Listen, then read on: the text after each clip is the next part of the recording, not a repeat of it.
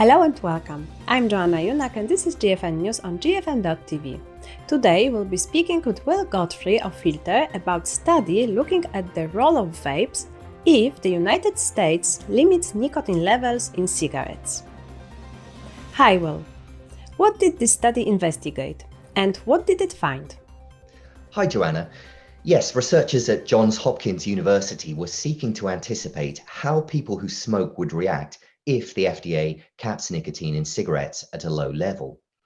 As Ben Adlin noted in his report for Filter, the Biden administration announced this proposal last year, and the FDA has the authority to enact it.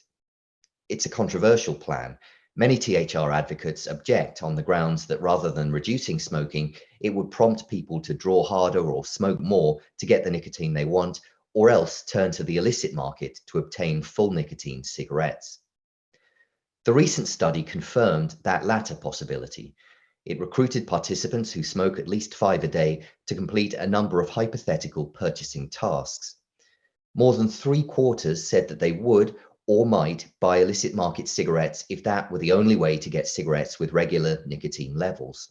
But the availability and, critically, the price of nicotine vapes altered that hypothetical picture.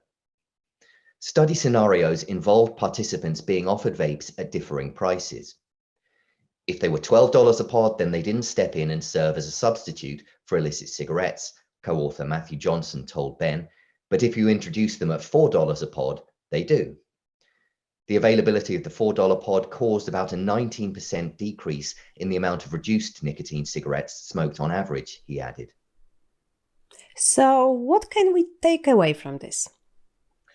As Alex Clark of the Consumer Advocates for Smoke-Free Alternatives Association told Ben, it's no surprise that giving vapor products a competitive edge over combustible cigarettes leads to more interest and more substitution by people who smoke. Still, this is a valuable addition to evidence that if the FDA, despite objections, goes through with its plan, it must not sideline vapes as an alternative to low nicotine or illicit cigarettes. Reporting on issues like vape taxes can sometimes appear a bit in the weeds, but relative pricing compared to cigarettes is always critical.